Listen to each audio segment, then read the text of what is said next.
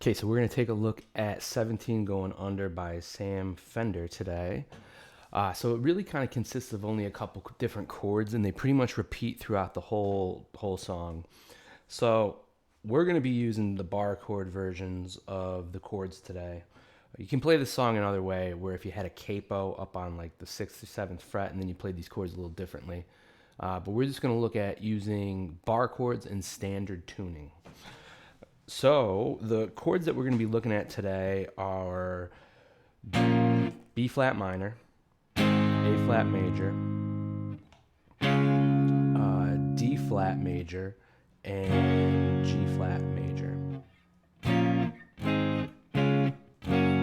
So those are our chords. Let's take a look at I charted out.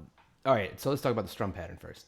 So the strum pattern is just going to go a simple down, up, down for each. I kind of wrote it out as each strum pattern of, that's like one measure. So it's just going to be a down, up, down, basically 3 strums per measure. So I got, oh, I messed that up.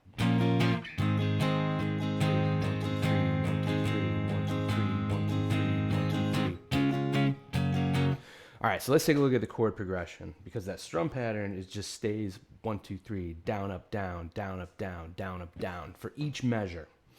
All right, let's take a look at the chord progression. All right, so the song starts off with that B flat minor chord, where we're gonna do 1, 2, 3, and then we immediately go to that A flat chord for, there's 1, 2, 3, 4, 5, 6, 7 measures of that. So we're gonna go 1, 2, 3,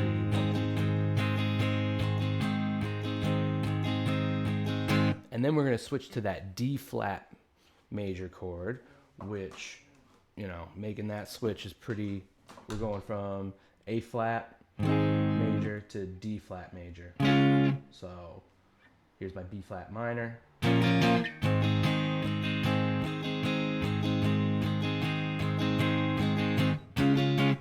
So then we hit that D flat major for just one measure, 1, 2, 3, and then we go down to G flat for, let's see, what do we do?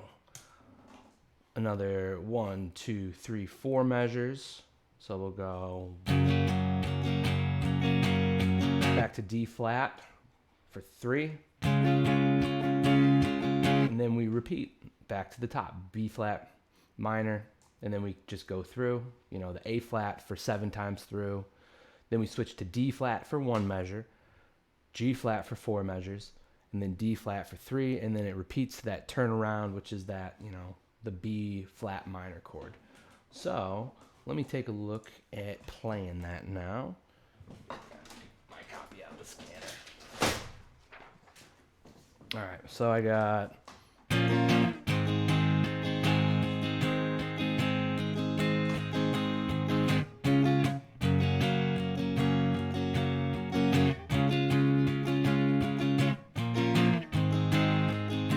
Already.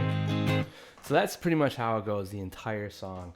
The biggest thing is just keeping that strum pattern 1, 2, 3, 1, 2, 3, 1, 2, 3, 1, 2, 3, down, up, down, down, up, down, going the whole time. Even if you're not perfect at being able to switch those chords, in rhythm, keep this going. Sometimes if you keep your right hand going, even though if your left hand's not like up to speed yet in terms of making those chord changes, it kind of forces you to make those changes a little bit faster. So it kind of causes you, forces you to progress. So keep that right hand solid going, just on that strum pattern.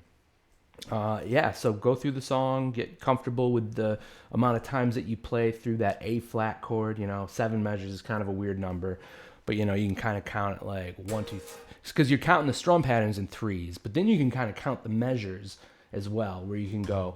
So say I'm playing the first measure of A, I'll count it as 1, 2, 3, 2, 2, 3, 3, 2, 3, 4, 2, 3, 5, 2, 3, 6, 2, 3, 7, 2, 3. So I know when to change. So sometimes it's hard to just keep track of that if I'm not counting.